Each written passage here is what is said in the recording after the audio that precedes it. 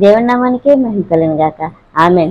మహాతండ్రి కృపలో మరి ఒకసారి ప్రభు యొక్క అమృత మాటని, అమృత భాగ్యాన్ని మన దారిలోకి, మన గృహంలోనికి, మన మన హృదయంలోనికి, మన చెవుల్లోనికి, మన ముందుకే దేవుని యొక్క మాటలు ఏ విధం చేతనైనా వినిపించబడుతుందండి ఆయన స్వరం. ఎందుకంటే ఈ యొక్క అంత్య దినాల్లో అపాయకరమైనటువంటి ఈ లోకపు చీకటి ఎప్పుడో కమ్మేసింది. దానికి తోడు ఇంకా దాని యొక్క భయంకరమైన దుష్పరిమాణాలు, భయంకరమైన దాని విధానాలు ఈ లోకం మీద విరజిమ్మేసి ఈ లోకాన్ని కూడా దాని కట్లతో, దాని భయంకరంతో కట్టి వేయబడింది. కాబట్టి ఇంకా దేవుడి వాక్యం ఇంకా ముందు ముందు రోజుల్లో అయితే దాని విధానంలోనికి ఇంకా పరిశుద్ధాత్ముడు రావాలంటే ఇప్పుడు మంచిగా ఉందనుకోండి నేల, మంచిగా ఉందనుకోండి కుర్చీ, మంచిగా ఉందనుకోండి ఏదైనా ఏం చేస్తాం? ఎటువంటి పెద్ద మనుషులైనా ఎటువంటి వాళ్ళ కూర్చోండి అని ఎంతగానో మనం గౌరవిస్తాం. ఇది కదా ఈ లోక పద్ధతి. అదే ఆ చోటు బాగలేదు, ఆ ప్రదేశం బాగలేదు, ఆ కూర్చుండానికి కూడా ఉపయోగం లేదనుకోండి, మనం చెప్పగలమా కూర్చోమని? అంతకంటే కూడా ఆ యొక్క విధానంలో ఆ మనిషి ఏం చేశాడు, నేను తర్వాత కూర్చుంటాను అనుకుని వెళ్ళిపోతాడు. అదే కదా ఈ లోక పద్ధతి. అయితే ఈ విధం చేతనే ఈ లోకం కూడా అపవాది యొక్క అపవిత్రతతో, అపవాది యొక్క భయంకరమైన పాపపు కట్లుతో, అపవాది యొక్క నాశనపు విధానంతో ఈ లోకం ముంచివేయబడుతుంది. దాని యొక్క మాయోపాయాలన్నీ సరిపోదు అనమాట. అంతకంటే భయంకరమైన విధానంలో ముంచబడిపోతుంది అనమాట. అయితే మనం ఏమనుకుంటామంటే ఏళ్ళ రోజులు గడుస్తుంది నడుస్తుంది అని అనుకుంటాం, కానీ ఇది పచ్చి మోసపు ఊహ మాయ, భయంకరమైన అధ్వానం అనమాట. ఎందుకంటే ఏమి పనికిరాదు. ఇంక మన జీవితంలో ఒక్కొక్కడుగు ఈ లోకం వదిలేసి గడిలోకి వెళ్ళిపోతున్నాం అన్న విషయం కూడా మనం మర్చిపోయి మన విధానంలోనే మనం నడుచుకుంటున్నాం. ఇంకా ఇంకా ఇంకా ఆయన పరమ పురువాసుడు ఏం చేస్తున్నాడంటే ఆయన దాటిపోతున్నాడు. ఆయన పౌరుస్వరం మన దగ్గరికి వస్తుందంటే మళ్ళీ ఇంకొకరి దగ్గర నడుచుకుంటూ వెళ్ళిపోతూనే ఉంటది ఈ వాక్యం ఆయన యొక్క దేవుని యొక్క స్వరం వెళ్ళిపోతూనే ఉంటది. ఈ యొక్క పంచభూతాల్లో ఈ యొక్క అపవాది క్రియలు అది చేస్తున్నా గానీ అంతకంటే బహు స్పీడ్గా ఆయన వాక్యమే కదిలి వెళ్ళిపోతూ ఉంటది అనమాట. అయితే అది దేవుని యొక్క నిర్ణయం, దేవుని యొక్క వాక్కు దేవుని యొక్క బలమై ఉన్నదనమాట. అటువంటి బలము, అటువంటి నిర్ణయంలోనికి, గడియల్లోనికి మనం కూడా ఉన్నాం. కాబట్టి ఈ రోజున మరి యొక్క విధానంగా ఏ విధం చేతనైనా సరే పరమ పరివాసుడు క్రీస్తు ప్రభు వారి మాట వినిపిస్తుంది, క్రీస్తు ప్రభు వారి బాట కనిపిస్తుంది, క్రీస్తు ప్రభు వారిని పిలవచ్చు, ఎలుగెత్తి మాట్లాడటానికి, ఆయన పొందుకుంటానికి అవకాశ భాగ్యం ఒక్క రెప్పపాటు క్షణం పాటు మనకు దొరుకుతున్నప్పుడు ఈ యొక్క దినాల్లో మన యొక్క వ్యర్థతను వదిలేసి ఆయన వైపుకి వస్తే మనం ఎంతో బాగుపడతామన్నమాట. అదే విధంగా ఆయన సేవా పరిచర్యలో ఎంతగానో ఆయన మార్గంలో వెళ్ళిపోతున్నారు. అయితే ఆయన్ని వెంబడించి ఆయన శిష్యులే కాదు, ఆయన ప్రజలే కాదు, ఆ యొక్క యెరూషలేము వాళ్ళే కాదు, అనేక రోగులే కాదు, అనేక అవసరాల్లో ఉన్న వాళ్ళే కాదు, ధనవంతులే కాదు, పేదవాళ్ళే కాదు, మరి పాపులే కాదు, అందరూ కూడా ఆయన మార్గాన్ని వెంబడించుకుంటూ ఆయన ముందే వెళ్ళిపోతున్నాడు అంటేనే ఆ మాటకి ఎంతో విలువ, ఆ మాటకి ఎంతో ఈ లోక విధానపు ఆ మార్గపు విధానం కనిపిస్తుంది. ఆయన ముందే వెళ్ళిపోతున్నాడు, ఆయన వెనకాల ఈ సమూహం వెళ్ళిపోతుంది. అయితే ఈ లోపల ఒక విధానంగా ఏమైందంటే ఒక మనుషుడు ఏం చేస్తున్నాడంటే ఆయన కావాలని ఎంతగానో ఆశపడుతున్నాడు, కోరుకుంటున్నాడు. ఇంతమంది జనం ఆయన వెనకాల వెళ్ళిపోతున్నారు కదా, ఆయన ఎలా ఉంటారు అన్నటువంటి చిన్న ఆశ ఆయన మనసులో కలిగింది. అయితే ఆయన ఏం చేస్తున్నాడంటే ఈ లోక మనుషులతో పాటు హంగామాగా, బలంగా, అందంగా, పొడగా ఆ విధమైనటువంటి ఈ లోక విధానాలు, అయితే ఈ లోక విధానం కలిగినటువంటి ధనం ఉంది, కానీ ఆయనలో ఏముంది? ఈ లోక విధానటువంటి ఈ పొంగు, అంగు, ఎత్తు, పొడుగు లేవనమాట. అయితే దేవుడు ఏం చేస్తున్నాడు? ఆ దారినే వెళ్ళిపోతున్నాడు. ఇంకొక కొంచెం గడిలో ఆయన ఏమన్నాడు? ఈ ఆశ ఉంది చూడండి, ఆయన కావాలి, ఆయన పొందుకోవాలి, ఆయన ఎవరు అని చూడాలని ఈ యొక్క ఆశ ఏం చేసింది? మెరుపులాగా ఆ యొక్క విత్తనం ఏమైంది? మెరుపులాగా మైండ్లో ఏమనిపించింది? ఒక చెట్టు మీదకి ఎక్కి వీళ్ళందరి మీదకి నువ్వు గొప్పగా ఆయన మహాస్వరూపాన్ని చూడగలుగుతావు అన్న ఐడియా ఆయనకి పుట్టిందంటే ఇది ఎంత గొప్ప. ఆయన వెళ్తాడంటే ఒక వస్త్రం చెంగు పుట్టుకుంటే ప్రభావం ఆయనలో వెళ్ళే రక్తస్రావం ముట్టిందంటే, ఆయన మార్గంలో వెళ్తున్నాడంటే ఇంకెంత ప్రభావం, శక్తి వివేచన వెళ్తుంది, ఎంత బలమైన దేవుని యొక్క శక్తి బలం ముందు వెళ్తుంది అనమాట. ఆ బలంలో మచ్చుకే ఈ యొక్క వ్యక్తికి ఆయన ఎంతో మరి ఈ లోక విధానంలో చాలా పొట్టి వ్యక్తి అయినా ఆయన చూడడానికి, ఆయన ఈ జన సమూహాలను తప్పించుకుని ఆయన అంతులేనటువంటి జనం ఆయన వెనకాల వెళ్తుంటే వాళ్ళు తప్పించుకుని వెళ్తానికి అవకాశం లేకపోయినా ఆయనలో ఉంది చూడండి, ఆయన హృదయంలో ఉంది చూడండి ఆశ. ఆ ఆశ గొప్ప వెలుగైన వివేచన పుట్టించి చెట్టు ఎక్కమని చెప్పినప్పుడు ఆయన చెట్టు ఎక్కినప్పుడు ఎంతగానో గొప్పగా దైవ దర్శనపు, దేవుని మాటకు, దేవుని వాగ్దానం, దేవుని బలము, దేవుని రక్షణ, అమృత హస్తము ఆయన స్వయంగా ఆయన దేహంలోకి వచ్చి. అటువంటి ఆశ మనలో ఎవరికన్నా ఉందా? ఆయన మార్గాన్ని వెళ్ళిపోతున్నాడు, ఆయన వాక్యం నడిచి వెళ్ళిపోతుంది. ఆకాశ వీధులు, గగన తలాలు దాటేసి మన గుమ్మలు, హృదయాలు, ఊళ్ళు ప్రపంచం దాటేసి వెళ్ళిపోతున్నది ప్రతి క్షణం. ఆ గడి అయిపోయే వరకు ఆయన వెళ్ళిపోతున్నాడు. ఆయన వాక్యం విరజిమ్ముతున్నాడు, ఆయన మాట వస్తున్నాడు. ఒక్కసారి దేవుడు వాక్యం చదవండి. లోకసువార్త 19:5 ఒకసారి చదవండి. అవును,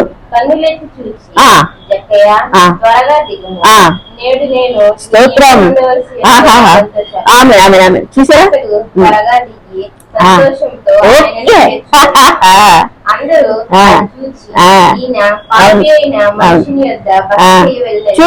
చూడండి.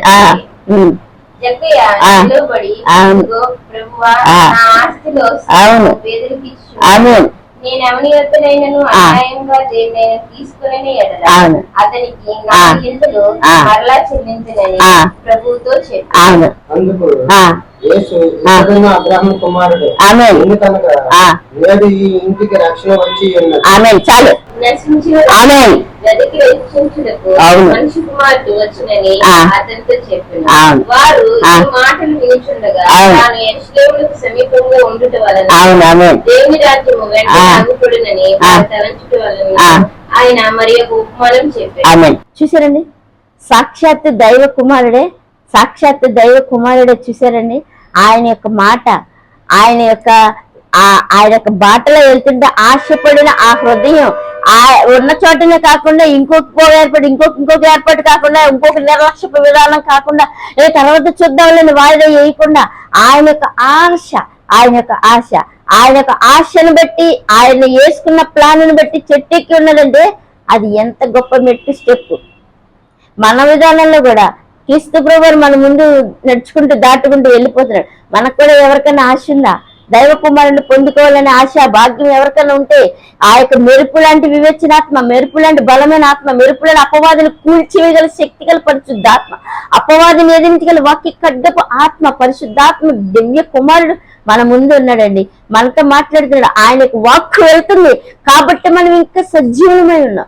కాబట్టి మనం అపవాది రావటానికి వీళ్ళకి నా మరణాన్ని ముక్కలు చేసి ఇంకా బంధించే దాన్ని వదలలేదు. కాబట్టి ఇంకా మనం క్షేమంగా ఉన్నాం. అయితే ఇటు జీవాధిపతి, ఇటు క్షేమాధిపతి, ఇటు అమృతమూర్తి మన ముందు ఉండి మనం ముందు వెళ్తున్నప్పుడు ఆయన పొందుకోవాలని ఆశ అనుకుంటే ఈ జక్కరయ్య గారి లాగా మనం కూడా ఎంతగానో ఆశీర్వాదం ఎట్లలోకి వెళ్తామండి. ఇది ఎంత గొప్ప అదృష్ట భాగ్యం. ఎంత సమూహం ఆయన వెంట వెళ్తున్నా గానీ వాళ్ళెవ్వరు కూడా ఒక సామాన్యంగా ఆయన వెనకాల వెళ్ళిపోతున్నారు. అయితే ఎట్టయినా ఒక స్టెప్ అయినా వివేచన, ప్రేమ, తలంపు, ఆశ, సంతోషం ఆయన కలిగి ఉండాలి. ఆయన పొందుకోవాలి. ఆయన ఎవరు అనేది ఉంటే, ఆయన స్వరం ఏంటని వినాలని అనుకుంటే ఈయనకొచ్చింది భాగ్యం. ఈయన స్టెప్, ఈయన ఎత్తును బట్టి ఈయనకొచ్చింది భాగ్యం.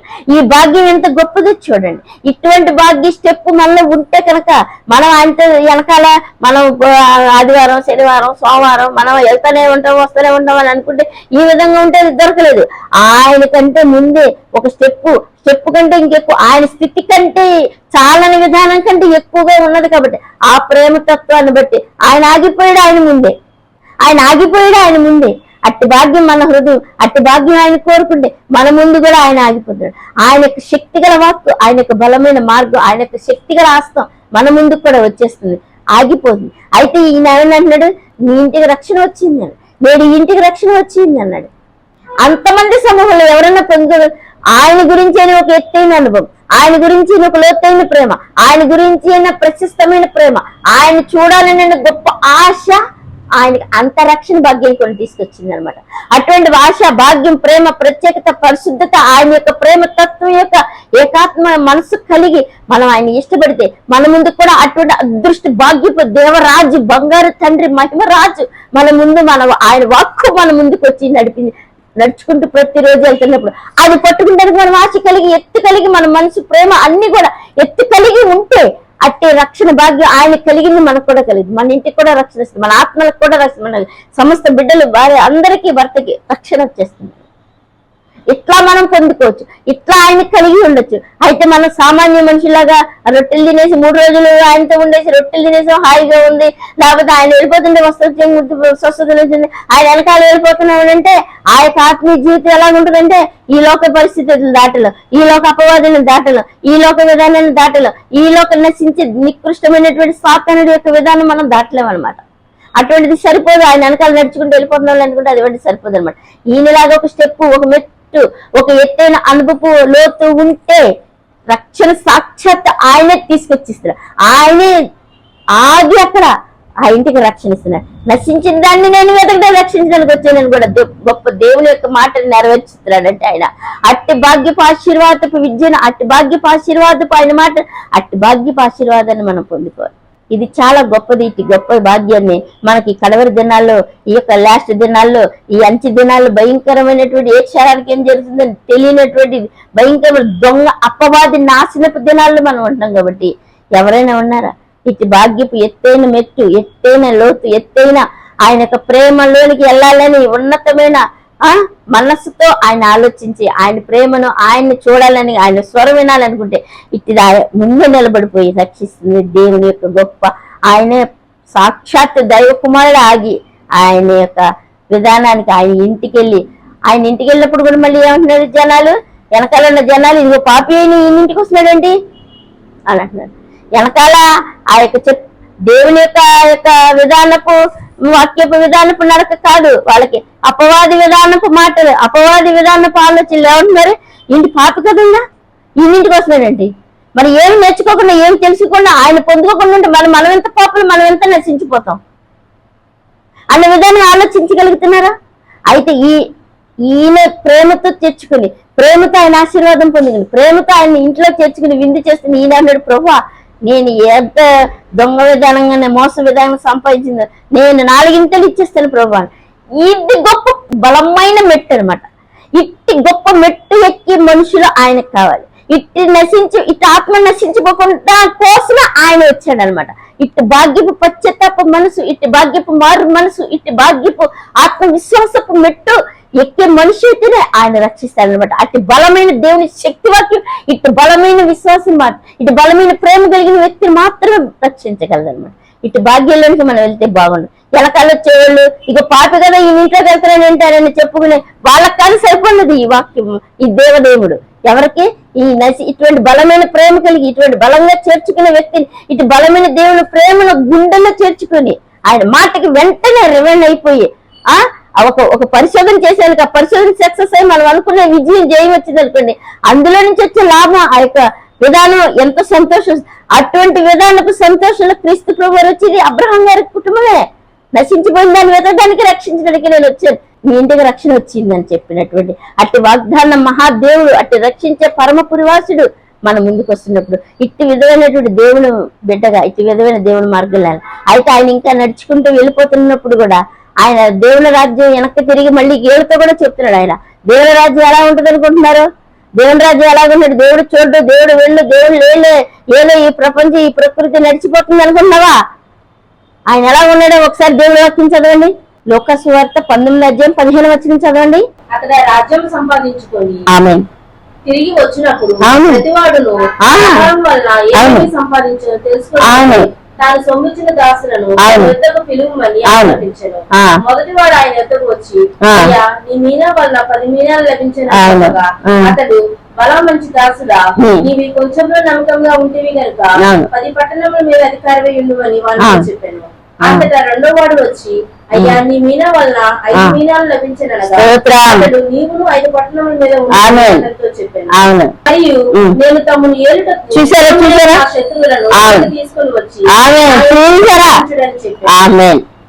రాజకుమారుడు చూశారని ఎంత గొప్ప మార్గపు అమృత రాజకుమారుడు. సువర్ణ మాటలు, బంగారు మాటలే కాదు, ఆయన ఇష్టపడిన ఆ యొక్క సాతాను సమూహాన్ని కూడా నరికి వేయండి అని చెప్తున్నాడంటే ఇంకెంత మరి ఆయన మార్గంలో ఆయన అంటే ఇష్టపడిన వాళ్ళు, ఆయన వెనకాల ఈ అపవాది పనులు చేసే వాళ్ళని ఏమంటున్నాడు? ఆయన సంహరించేస్తానంటున్నాడు, నరికి వేయాలని అంటున్నాడు ఆయన.